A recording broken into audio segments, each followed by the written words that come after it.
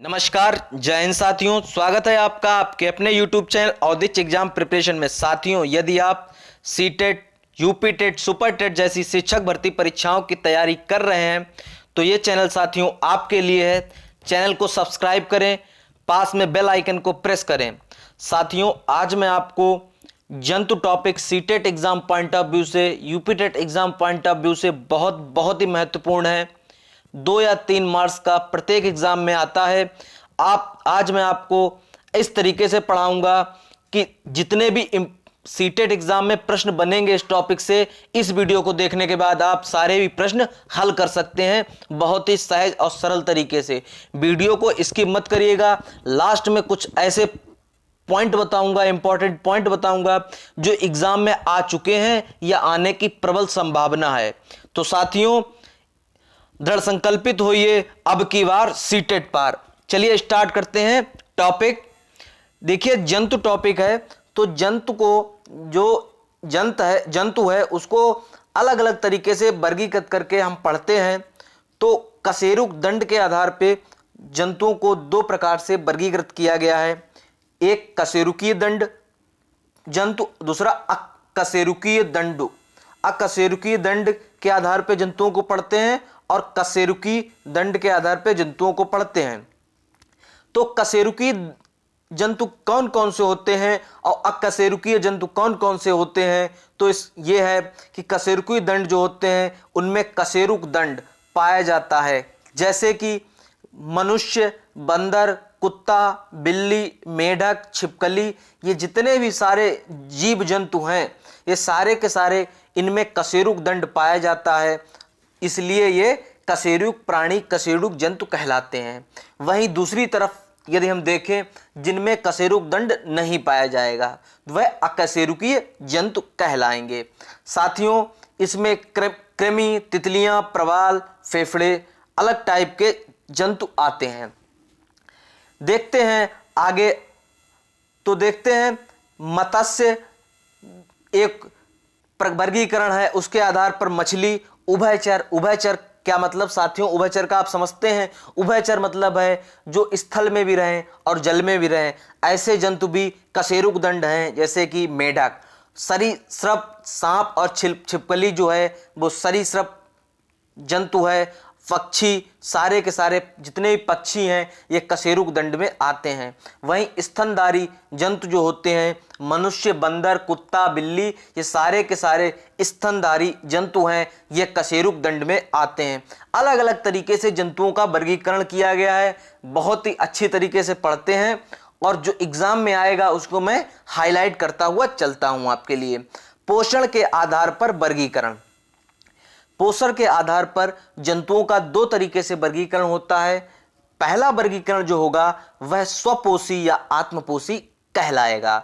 स्वपोषी का मतलब होता है वह सभी जंतु जो अपना भोजन स्वयं बनाएं, जो अपना भोजन स्वयं बनाते हैं वह स्वपेशी जंतु कहलाते हैं। युगलीना जो जंतु है वह अपना भोजन स्वयं बनाता है, इसलिए इसे आत्मपोषी कहते हैं या इसमें आत्मपोषी का लक्षण पाया जाता है।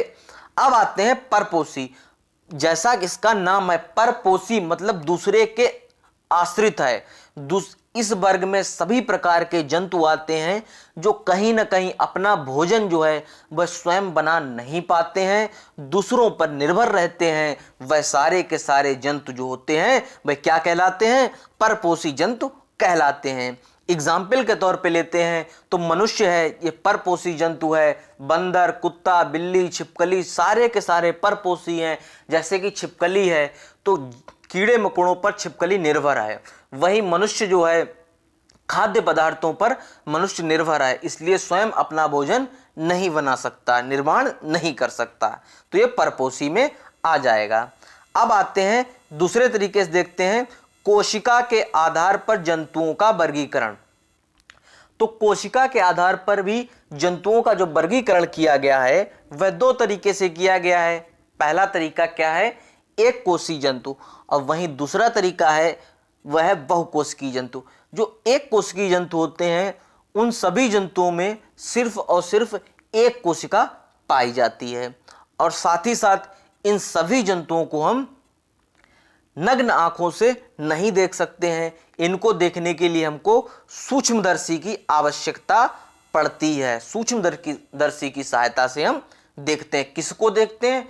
एक कोशी जंतुओं को।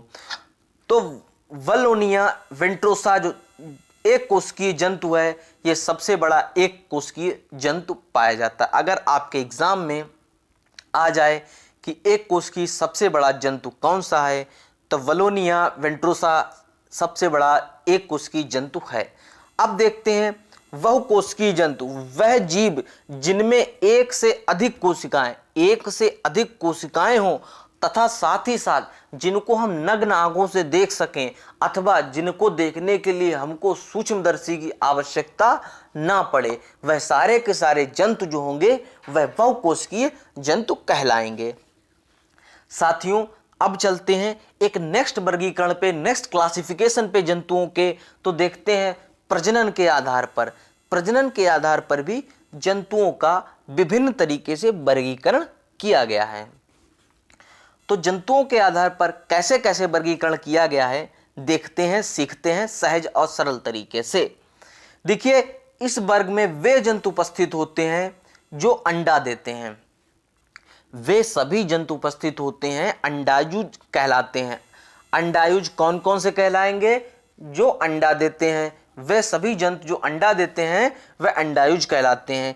छिपकली, मेढक, पक्षी, सर्प, ये सारे के सारे अंडे देते हैं, इसलिए यह अंडायुज जंतु के वर्गीकरण में आएंगे। और यहीं पे एक चीज और सीखते चलते हैं, जिन जंतुओं के त्वचा पर बाल होते हैं या स्तनधारी होते हैं वह सारे जंतु बच्चा देते हैं, और जिन पशुओं के या जिन जंतुओं के शरीर पर त्वचा पर बाल नहीं होते हैं और साथ ही साथ स्तनधारी नहीं होते हैं, वह सारे के सारे जंतु जो होते हैं वह अंडे देते हैं। साथियों, ये एग्जाम में आ चुका है, 2-3 बार ये प्रश्न पूछा जा चुका है कि कौन से जंतु हैं जो वह अंडे देते हैं या कौन से जंतु हैं वह बच्चा देते हैं। तो हम कह सकते हैं जो स्तनधारी हैं वह बच्चे देते हैं और जो स्तनधारी नहीं होते हैं वह अंडे देते हैं। चलिए आगे देखते हैं और सीखते हैं वास स्थान के आधार पर वर्गीकरण। जो वास स्थान है, कैसे कैसे निवास करने के आधार पर भी जंतुओं का वर्गीकरण किया गया है। जंतु वही हैं लेकिन हम पढ़ते हैं वर्गीकरण करके पढ़ते हैं। कभी वास के स्थान के आधार पर वर्गीकरण कर देते हैं, कभी प्रजनन के आधार पर वर्गीकरण करते हैं, कभी कोशिकीय अकोशिकीय बहुकोशिकीय पे वर्गीकरण करते हैं, कभी कशेरुक और अकशेरुक दंड पे हम वर्गीकरण करके पढ़ते हैं। तो सीखते हैं वास स्थान के आधार पर वर्गीकरण।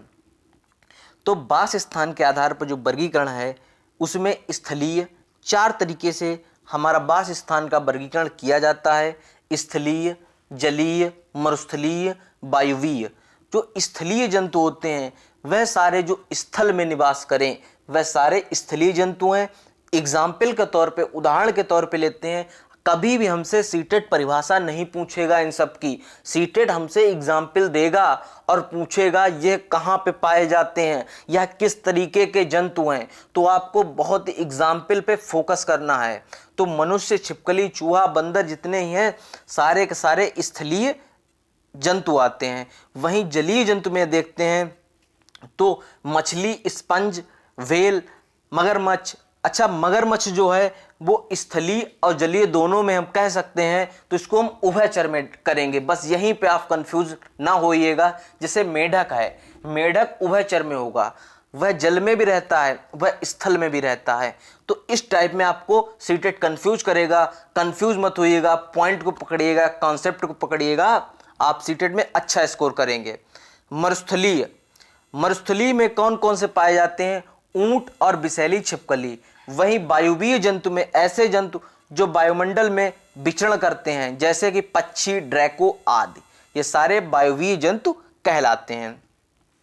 अब आते हैं कुछ मोस्ट इंपॉर्टेंट पॉइंट पे जो सीटेट एग्जाम में आने की प्रबल संभावना है। मोस्ट इंपॉर्टेंट, कॉपी पेन उठाइए और लिखना स्टार्ट करिए, सीखिए, 2 बार देखिए वीडियो को।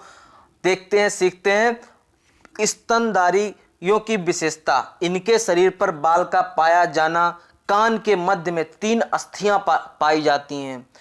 कान के मध्य में जो स्तनधारी जंतु होते हैं उनके 3 अस्थियां पाई जाती हैं।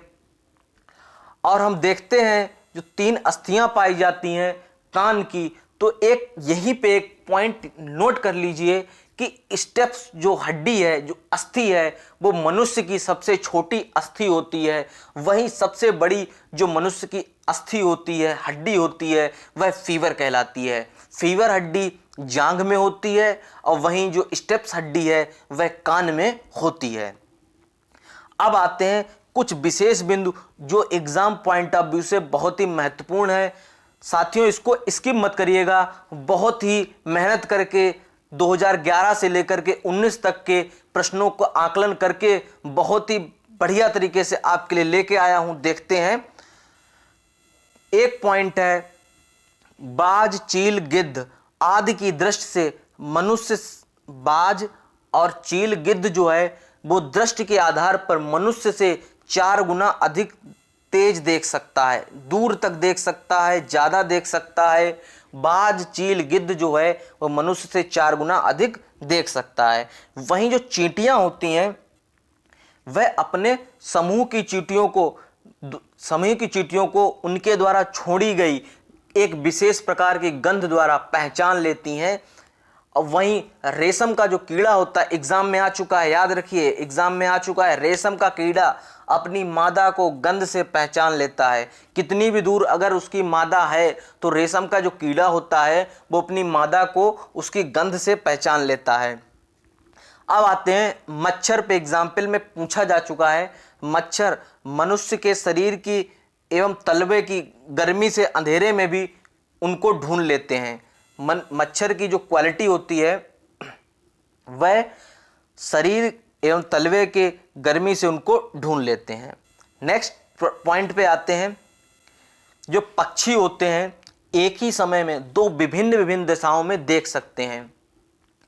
इंपॉर्टेंट है, पक्षी एक ही समय में 2 भिन्न दिशाओं में देख सकते हैं। साथ ही साथ क्यों ऐसा कर पाते हैं, तो इनके सर पे 2 आंख जो होती हैं तो वह एक दाईं ओर होती है, एक बाईं ओर होती है। इस वजह से वह विभिन्न दिशाओं में देख सकते हैं। एक यहीं पे क्वेश्चन और लिख लीजिएगा, याद कर लीजिएगा, एग्जाम पॉइंट ऑफ व्यू से बहुत महत्वपूर्ण है। इस बार पेपर में आया था, सीटेट 8 दिसंबर जो पेपर हुआ था उसमें आया था कि जो कौन सा पक्षी है जो झटके से अपनी गर्दन को पीछे घुमाता है। तो बहुतों ने तोता लगाया था, बहुतों ने मैना लगाया था, तो इसका राइट आंसर जो था मैना था। जो मैना होता है वो अपनी गर्दन जो है झटके से हटाता, पीछे कटता है, वहीं जो तोता होता है अपनी गर्दन आगे पीछे घुमा सकता है। अब आते हैं नेक्स्ट क्वेश्चन पे, कुत्ता, बाघ, शेर आदि के मलमूत्र की गंध से अपने क्षेत्र को पहचान लेते हैं। जो कुत्ता है, चाहे बाघ हो, चाहे शेर हो, ये सारे के सारे जानवर हैं, अपने मलमूत्र की गंध से पहचान लेते हैं, अपने क्षेत्र को ये पहचान लेते हैं। अब आते हैं नेक्स्ट क्वेश्चन पे, मेढक, छिपकली, सर्प अपने शिकार को पकड़ने के लिए किसका प्रयोग करते हैं, अपनी जीभ का प्रयोग करते हैं। कौन कौन करता है, मेढक, छिपकली, सर्प। अगर आपके एग्जाम में आए तो ऐसे आ सकता है प्रश्न, मेढक अपने शिकार को पकड़ने के लिए किसका प्रयोग करता है, हाथ का, पंजे का, पैर का या अपनी जीभ का, तो आप करेंगे अपनी जीभ का प्रयोग करता है। वहीं देखते हैं, रात में जागने वाले जंतु एवं पक्षी केवल सफेद काले रंग को ही देख पाते हैं। जो रात में जागने वाले जंतु होते हैं वह सिर्फ काले और सफेद रंग को ही देख पाते हैं, जैसे उल्लू व रैकून। उल्लू और रैकून जो होता है वह रात में जागता है, इसलिए काले और सफेद रंग को ही देख पाता है। अब आते हैं नेक्स्ट क्वेश्चन पे। एग्जाम में 8 दिसंबर 2019 को यह प्रश्न पूछा जा चुका है कि हाथियों पे, तो जो हाथी होती है, जो हाथी होता है उसमें जो हथनी है, जो मादा हाथी है, उसमें जो मादा हाथी होता है वह हाथियों के झुंड का नेता होता है और वह 1,000 की 100 किग्रा से अधिक पत्तियां व झाड़ियों को खा सकते हैं। 100 किग्रा से अधिक पत्तियों और झाड़ियों को खा सकते हैं। साथ साथ अपने शरीर को ठंडा करने के लिए अनुकूलन क्षमता भी इनमें विद्यमान होती है। इनको कीचड़ में खेलना अत्यधिक प्रिय है। एग्जाम में पूछा जा चुका है कि हाथियों को कीचड़ में खेलना अत्यधिक प्रिय है। और साथ ही साथ इनके जो कान होते हैं वह ताप को नियंत्रण कर सकते हैं। हाथी के जो कान हैं वह ताप को नियंत्रण कर सकते हैं तथा ये सिर्फ 2 से 4 घंटे की ही नींद लेते हैं, बहुत कम आराम करते हैं। एग्जाम में आ चुका है सबसे कम आराम कर हाथी कितनी आराम करते हैं, तो 2 से 4 घंटे की ही आराम करते हैं। हाथियों का जो झुंड होता है उसमें हथिनी नेता होती है, मादा हाथी नेता होता है, लेकिन 14 वर्ष से 15 वर्ष के बच्चे ही इसमें होते हैं। जो बड़े हाथी होते हैं वे अपने झुंड को छोड़कर अलग चले जाते हैं। उम्मीद करते हैं हाथी से जो जितने भी प्रश्न बनेंगे हमने कवर किए हैं, आपको ध्यान से देखना है और पढ़ना है। सीटेट में कोई भी टॉपिक आपका छूटा है या ना समझ में आ रहा हो, डिस्क्रिप्शन में सभी सब्जेक्ट की प्लेलिस्ट बनी हुई है, वहां से जाकर के आप एक एक सब्जेक्ट को ध्यान से पढ़ सकते हैं। सीटेट के लिए बहुत ही इंपॉर्टेंट प्लेलिस्ट बनी हुई है, आप वहां से देख सकते हैं। हमारे व्हाट्सएप ग्रुप नीचे डिस्क्रिप्शन में दिया गया है, व्हाट्सएप ग्रुप में आप ऐड हो सकते हैं।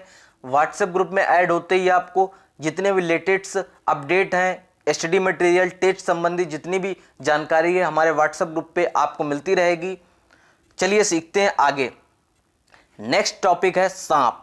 जो सांप होता है इनके कान नहीं होते हैं, सांप के कान नहीं होते, परंतु ये जो बीन है, ये जो बीन बजाते हैं तो क्यों बजाते हैं, तो ये कंपन, सांप जो है सिर्फ कंपन को पहचानने की क्षमता होती है। सांप में कंपन को पहचानने की क्षमता जो है विद्यमान होती है। ये रेंगते हैं, रेंग कर चलते हैं तथा साथ ही साथ किसान के मित्र भी होते हैं। सांप किसान के मित्र होते हैं। सांप में सबसे लंबा अगर देखा जाए तो अजगर सबसे लंबा है। हमारे भारतवर्ष में सांप की प्रजातियां 4 मुख्य हैं, एक नाग, करैत, दुबाई, अफाइका। ये 4 सांप हैं, ये 4 सांप ही जहरीले होते हैं और किसी भी तरीके के सांप जहरीले भारत में नहीं पाए जाते हैं। भारत में 4 तरीके के जहरीले सांप पाए जाते हैं। साथियों एक नेक्स्ट टॉपिक पे चलते हैं, केचुआ। केचुआ जो है वह रेंग कर चलता है और मिट्टी खाकर मिट्टी को उपजाऊ बनाता है। चूंकि मिट्टी खाकर मिट्टी को उपजाऊ बना रहा है केचुआ, इसलिए किसान का मित्र भी होता है। धन्यवाद साथियों, उम्मीद करते हैं हमारा वीडियो आपको बहुत ही अच्छा लगा होगा। वीडियो अच्छा लगा हो चैनल को साथियों सब्सक्राइब करें, वीडियो को लाइक करें, वीडियो को शेयर करें। धन्यवाद।